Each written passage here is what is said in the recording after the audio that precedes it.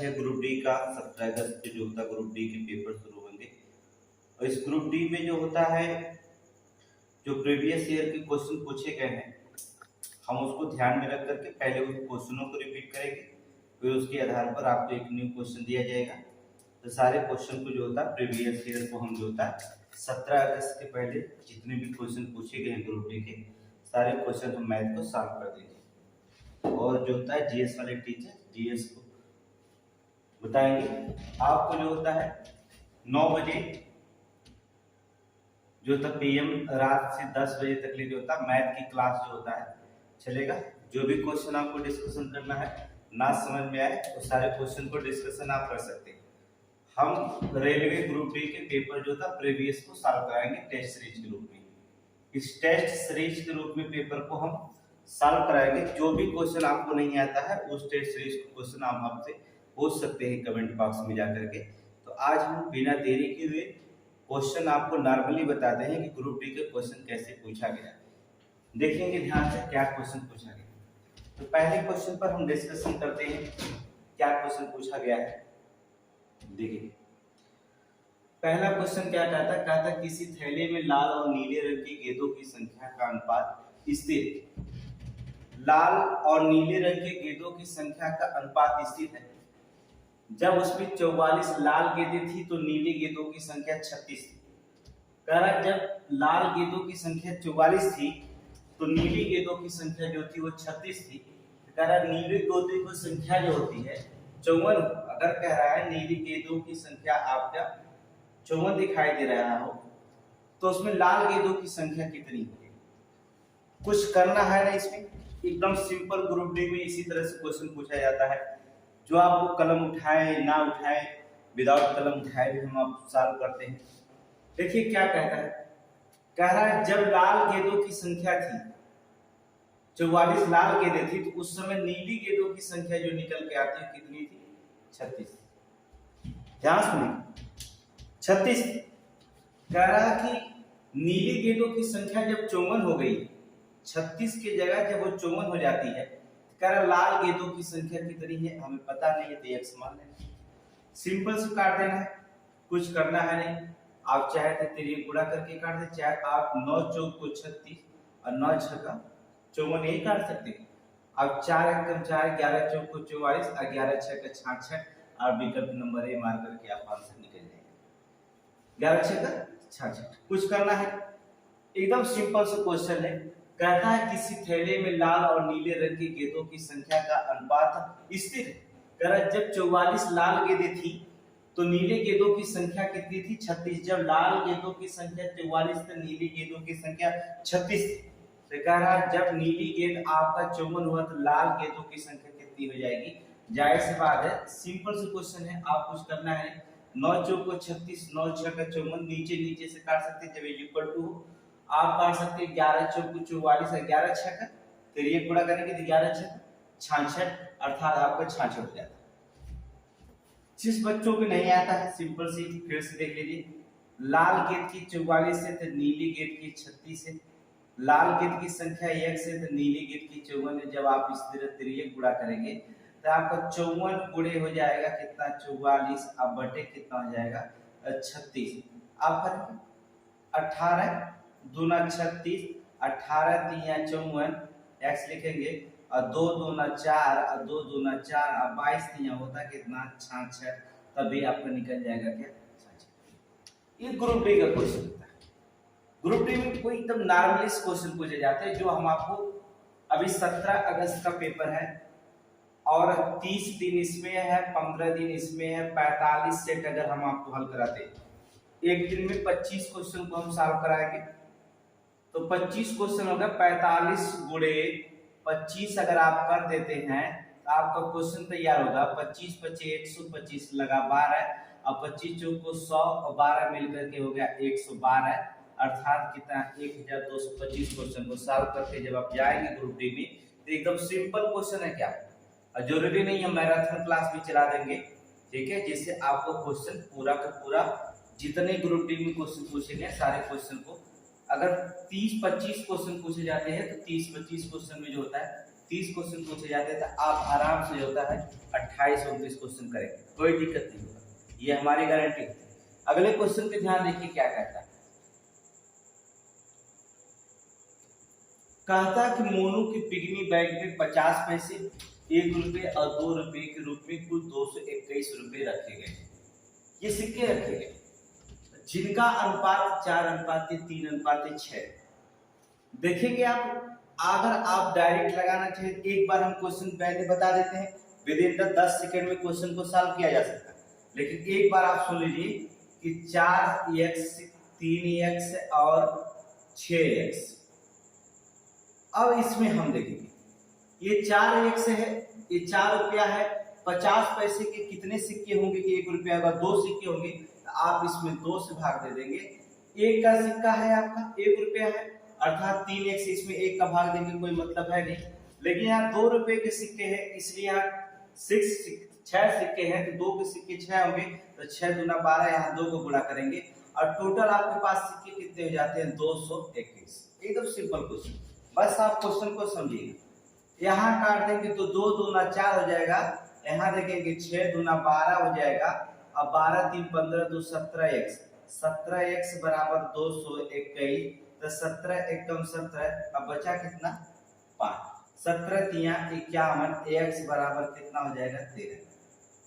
अब पूछा क्या कि 50 पैसे के सिक्के वालों की संख्या कितनी है, 50 पैसे वाले सिक्कों की संख्या कितनी है, 4x है, तो इसमें आप क्या करेंगे, x बराबर तो 13 आ गया, 4 से गुणा करेंगे तो 13 चौक को 52 सिक्के निकल जाएंगे, अर्थात विकल्प नंबर ए आपका सही। क्वेश्चन जरूरी नहीं इतना बड़े सॉल्व करना, लेकिन आपको बेसिक नॉलेज चाहिए पहले क्लास में आप, फिर आप देखिए कि ग्रुप डी का इतना आसानी से आसानी क्वेश्चन हम लगाएंगे, एकदम 5 से 10 सेकंड में किसी भी क्वेश्चन को बड़े स्पीड में लगा लेंगे। अभी आपको सिखाने की प्रक्रिया, जो भी आप सीखेंगे तुरंत क्वेश्चन लगाएंगे। इसी क्वेश्चन का कोई दूसरा रूप पूछा जा सकता है।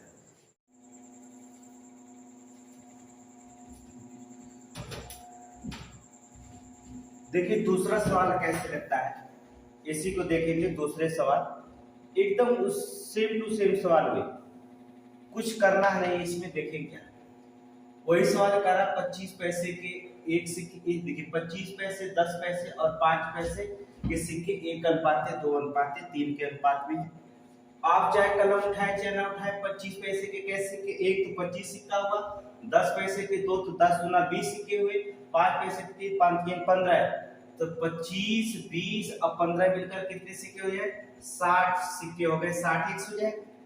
यहाँ पर जो होता है, ये पैसा दिया है, ये रुपया दिया है, अर्थात 30 रुपया है, इसका पैसे में चेंज करेंगे तो कितना हो जाएगा, 3000 पैसे, 0 से 0 काटेंगे और 6 5 30 काट देंगे, ये x बराबर 50 सिक्के निकल जाता है।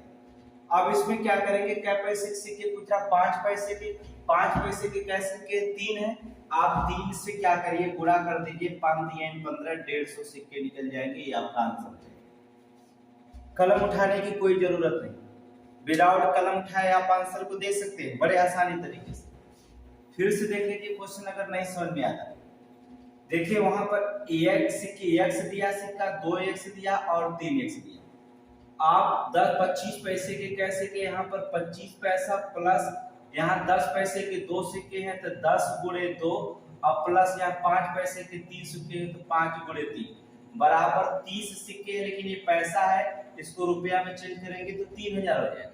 जोड़ेंगे तो 25 10 गुना 20 अपन 15 और यहाँ 25 25 15 20 मिलकर के 60x बराबर कितना हो जाता है, 3000 के 0 0 काटेंगे, 6 5 30, अर्थात x बराबर कितना निकलेगा 50। क्या के सिक्का बताना है, 5 के पैसे के सिक्के 3x, आप 3 से गुणा करेंगे तो कितना हो जाएगा, 150 सिक्के हो जाएंगे विकल्प। हमने कहा कि कलम उठाने की इसमें कोई जरूरत नहीं, बिना कलम उठाए भी बड़े आसानी से लगा सकते हैं ग्रुप डी के क्वेश्चन। ये तो एकदम नॉर्मली क्वेश्चन है, एकदम नॉर्मली क्वेश्चन ग्रुप डी में पूछा जाता है, बस नियम और रूल जानते रहिए, किसी भी क्वेश्चन को कलम उठाने बिना लग सकता है। देखिए अगले क्वेश्चन पे क्या कहता है, सिंपल क्वेश्चन है, क्या कह रहा है, कह रहा एक लड़के के पास, ध्यान से देखेंगे, ये आपका सेट हो रहा है क्वेश्चन। चलिए, कह रहा एक लड़के के पास कुल 60 रुपया। देखिए कि 5:6:8 आप लिख सकते हैं 5x plus 6x plus 8x, कोई दिक्कत नहीं। 1 रुपए के सिक्के, अगर 1 रुपए के सिक्के एक है तो जरूरत नहीं है, एक का सिक्का से भाग देंगे 5x में तो एक ही आएगा, कोई जरूरत नहीं। 50 पैसे के क्या सिक्के अर्थात 2 से भाग देंगे, क्योंकि 50 पैसे के 2 सिक्के रहेंगे तभी 1 रुपया होगा, क्योंकि यहाँ रुपया दिया। ठीक है, टोटल देखिए आपको 60 रुपया। ठीक है, इसलिए हम इसको रुपया में चेंज कर रहे हैं, पैसे में रहने दे रहे हैं। अब फिर देखेंगे क्या, 25 पैसे के क्या सिक्के रहेंगे तो 1 रुपया हो जाएगा, 4 सिक्के रहेंगे तो 1 रुपया हो जाएगा। टोटल आपके पास कितना निकलता है, 60 रुपया निकलता है। आप यहाँ से काट सकते हैं 2 3 6 4 दूना 8, 5 सिक्के 5 3 8 2 9, अर्थात 5 3 8। 1 रुपये के जो होता है देखेंगे 25 पैसे को सिक्का बताना है, देखिए ध्यान से, कोई दिक्कत नहीं है। जोड़िए 5 3 8 2 10x, 10x बराबर सिक्के 60, x बराबर सिक्के कितने हो जाएंगे 6। अब कुछ नहीं करना, हाँ आंसर आ गया, कोई दिक्कत नहीं। ठीक ठीक, क्या पैसे के सिक्के बताना है, 25 पैसे। 25 पैसे के क्या सिक्के है 8, अर्थात आप इसमें 8 की गुणा करेंगे, 8 छक्का 48 सिक्के हो जाएंगे, विकल्प आपका सी हो जाएगा। ठीक है, हाँ बोर्ड पे देखिए, कुछ करना है नहीं इसमें, एकदम सिंपल है, कलम उठाए ना उठाए कोई दिक्कत नहीं। देखिए 5:6:8 सिक्के, 1 रुपए का एक सिक्का रहेगा तो 5 रुपया हो जाएगा। अब देखिए 6x है, 50 पैसे के सिक्के लेके आया 6 है, इसका मतलब क्या रुपया होगा, 3 रुपया होगा। आप कलम उठाए ना उठाए, एकदम सिंपल करो, देखिए क्या कह रहा है। अब आप कलम उठाने की जरूरत नहीं, एग्जाम में कलम उठाने नहीं, विद इन द 10 सेकंड या 5 सेकंड में क्वेश्चन। यहाँ पर देखिए 5 सिक्के 1 रुपया के, इसका मतलब ये 5 रुपया हो जाएगा। यहाँ 6 सिक्के हैं, क्या पैसे के, 50 पैसे के। 50 पैसे के अगर 6 सिक्के होंगे तो आपका 3 रुपया हो जाएगा। आपको 8 सिक्के जो होते हैं 25 पैसे के हैं, 25 पैसे के अगर 8 सिक्के हैं तो 4 सिक्के अगर 25-25 करेंगे तो 1 रुपया, इसका मतलब इसका 2 रुपया हो जाएगा। टोटल बराबर आता है 60 रुपए का। तो 5 3 8 2 10, 10 बराबर सिक्के 60 के आता है, एक सिक्के बराबर कितने हो जाएंगे, 6 सिक्के हो जाएंगे। 25 पैसे के क्या सिक्के हैं, 8 सिक्के हैं, सीधा सीधा 25 पैसे का 8 सिक्के तो 8 6 का 48 सिक्के हो जाते हैं। आप विकल्प मान with in the 5 second. 5 second काफी होता है, इन सवालों के लिए आपको 5 सेकंड बहुत पर्याप्त होते हैं, 5 से 10 सेकंड में। फिर देखिए क्वेश्चन नेक्स्ट क्या कहता है, अगले क्वेश्चन पे ध्यान रखिए। अगला क्वेश्चन क्या कह रहा है,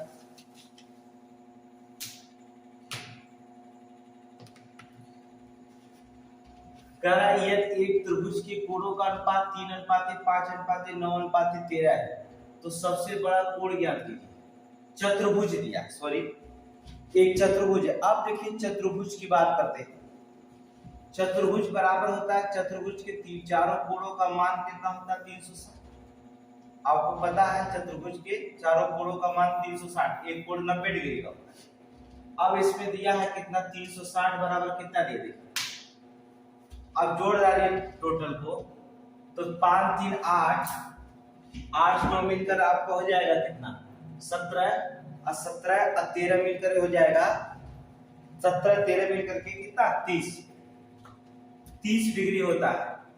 अर्थात आप 30x लिख सकते हैं डायरेक्ट, अगर हम लगा रहे हैं तो आप 0 से 0 काटेंगे, 12 दिया 36 काट देंगे, x बराबर 12 डिग्री होता है। आपको बताना है सबसे बड़ा कोण कितना है, 13 है।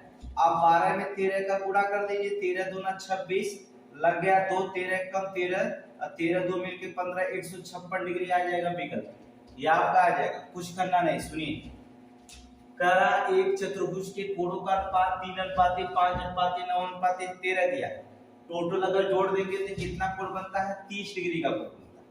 लेकिन तीनों कोणों का चारों कोणों का मान कितना होता है, 360 डिग्री, अर्थात 30 डिग्री बराबर 360 डिग्री का बना रहा है। इसे 1 डिग्री बराबर कोण बनाएगा कितने का, 0 काट देंगे, 12 3 36 12 डिग्री का। लेकिन सबसे बड़ा कोण कितना, 13 का है। तो आप 12 गुणा 13 करेंगे तो सबसे बड़ा कोण बनेगा कितना 156 डिग्री।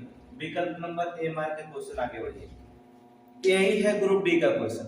इतने आसानी से आप हल करेंगे ग्रुप डी, बहुत आसानी से किसी भी क्वेश्चन को आप सॉल्व कर सकते हैं। अगले क्वेश्चन पे ध्यान दीजिए क्या कहता है, एकदम आसान है। देखिए कहता है एक निश्चित पुरस्कार राशि पी क्यू और आर 3:5:7 के अनुपात में बांट दी जानी है। यदि आर को पी से 1000 रुपया अधिक मिले तो क्यू की हिस्सेदारी क्या होगी? कुछ करना है नहीं, देखिए ध्यान से। आर को पी से अधिक मिला, आर को पी से अधिक मिला, आर पाता कितना 7 रुपया, पी पाता कितना 3 रुपया। आर कितना अधिक पाया 4 रुपया अधिक पाया, तो 4 रुपया जब अधिक पाया तो कितने के बराबर पाया अधिक 1000। इसे 1 रुपया बराबर अगर निकालेंगे तो 4 दूना 8, 4 पचे 20, 1 रुपया बराबर 250। किसका निकालना? क्यू का। क्यू की हिस्सेदारी है कि 5 है, सीधे सीधे 1 रुपया एक अनुपात बराबर निकालिए। 1 रुपया बराबर 250, तो 5 रुपया बराबर कितना निकलेगा? सीधे सीधे गुणा करेंगे, 25 पचे 125 जीरो, अर्थात कितना पाएगा क्यू 1250। सीधा सीधे विकल्प नंबर ए मार्क के आगे बढ़ेंगे। कुछ भी नहीं करें, कलम उठाने की जरूरत है नहीं। देखिए क्या कहता है, कहता है कि यहाँ पर आर को पी से 1000 रुपया अधिक मिले। आर को पी से, आर 7 रुपया पाता, पी 4 रुपया पाता, जाहिर सी बात 7 में से 3 गया कितना बचा 4 बच गया। 7 में से 3 गया 4 रुपया अधिक पाता तो कितने के बराबर पाता 1000 रुपया। इसे 1 रुपया बराबर 250, इसे क्यू कितना पाया है 5 रुपया पाया, तो 1 रुपया बराबर अगर 250 आता है तो 5 रुपया बराबर कितना हो जाएगा 25 पचे 125, 1250 रुपया। अर्थात ये आपका विकल्प नंबर ए। सीधा मार करके आंसर चल चलेंगे। कुछ भी नहीं क्वेश्चन में, बड़े आसानी तरीके से हमने कहा आप सॉल्व करेंगे। कुछ क्वेश्चन में करना नहीं, बस खाली क्वेश्चन को देख करके आप आंसर को क्या करिए क्लिक कर दीजिए। अगले क्वेश्चन पे ध्यान देखिए क्या कहते हैं, सिर्फ आप पढ़ेंगे और आंसर निकल जाएगा। कहता है कि 3 संख्याएं 2:5:7 के अनुपात में है। 3 संख्या है 2:5:7 के अनुपात में है और उनका योगफल 280 का आधा। 280 का आधा, देखिए ध्यान से, 7 5 12 तो 14x है, लेकिन जो उनका योगफल जब इन्हें जोड़ा गया तो 280 का आधा है। इसका मतलब 280 का आधा का मतलब होगा 140। सीधी सीधी बात है, अर्थात x बराबर कितना निकल जाता है 10। कह रहा है क्या कि सबसे छोटी संख्या क्या होगी? सबसे छोटी संख्या 2 है, x बराबर 2 है तो यहाँ 2x अर्थात गुणा करेंगे, x 10 गुना कितना हो जाएगा 20।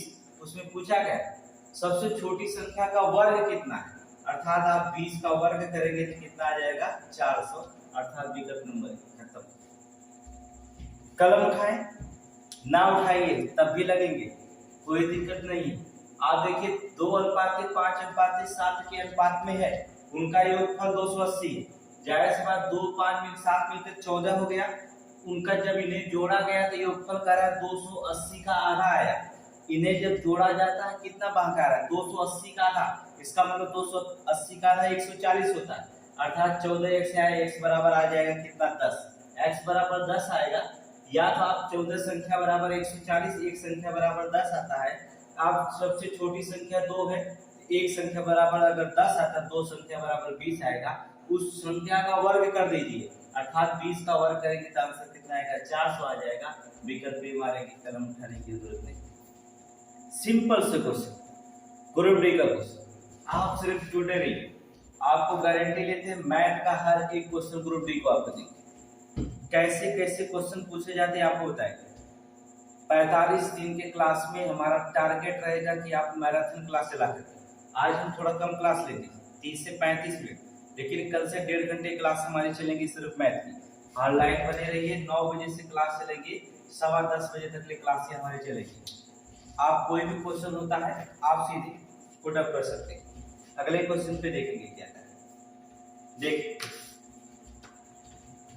कह रहा एक त्रिभुज के कोणों का अनुपात 2:3:7, तीनों कोणों का अनुपात अर्थात 7 3 10 2 12 हो जाएगा। तो बड़े कोणों का सबसे छोटे कोणों के साथ अनुपात ज्ञात कीजिए। अब देखिए क्या करें, कुछ करना है नहीं, देखिए ध्यान से। हाँ हाँ ठीक है, हाँ आप लोग आंसर देते रहिए। ठीक ठीक, देखिए एक त्रिभुज के कोणों का अनुपात 2:3:7 है, तो बड़े कोणों का सबसे छोटे कोणों से अनुपात ज्ञात कीजिए। अब देखिए तीनों का कोण अगर जोड़ेंगे तो आप आ जाए कितना, 7 3 10 10 2 12, अर्थात 12x कोण बराबर होते, तीनों कोणों का मान कितना होता है 180 डिग्री, अर्थात x बराबर हो जाएगा 180 बटा कितना 12।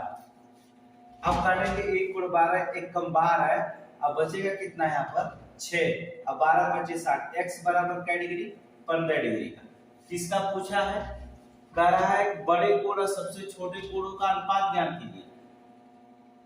बड़े कोणों का, बड़े कोण हो जाएगा देखिए कितना 15 है, एक कोण x बराबर 15 आया है, या तो एक कोण बराबर मान सकते हैं 1 डिग्री बराबर मान सकते हैं 15 डिग्री का, तो 15 साथ हो जाएगा 105, और सबसे छोटा है तो 15 दूना 30। अब इसको अनुपात में काट करके आंसर दिए, काटेंगे क्या, 5 दूना 10, 5 एकम 5, अब 5 6 का 30, फिर काट देंगे 3 7 21, 3 दूना 6, और 7:2 मार के क्या करेंगे आंसर हो जाएगा। कलम उठाने की जरूरत है नहीं, कुछ भी नहीं कलम उठाने की जरूरत है। आप जानते 7 5 12, 7 3 10, 10 2 12, इसका मतलब होता है तीनों कोणों का मान अगर 12 दिया है तो 12 डिग्री बराबर 180 डिग्री का, जैसे एक कोण का मान अगर निकालेंगे तो 12 में 180 में 12 का अगर भाग देंगे तो 15 डिग्री आ जाएगा। अब आप जानते हैं कि बड़े कोण का मान 7 है, 1 डिग्री बराबर 15 डिग्री का आ जाता है एक कोण बराबर, तो यहाँ 15 7 105 होता है, अब 15 दूना 30 हो जाएगा, काटेंगे तो 7:2 आपका आंसर हो जाएगा। आप अंदर क्वेश्चन एकदम सा आपकी एंट्री हो गई जॉब में, कोई दिक्कत नहीं। बड़े से बड़े क्वेश्चन को आपको धुरंधर क्वेश्चन आप विद इन 5 सेकंड के क्वेश्चन आप हल करेंगे, एकदम सिंपल क्वेश्चन। अगले क्वेश्चन पे ध्यान से देखेंगे क्या है।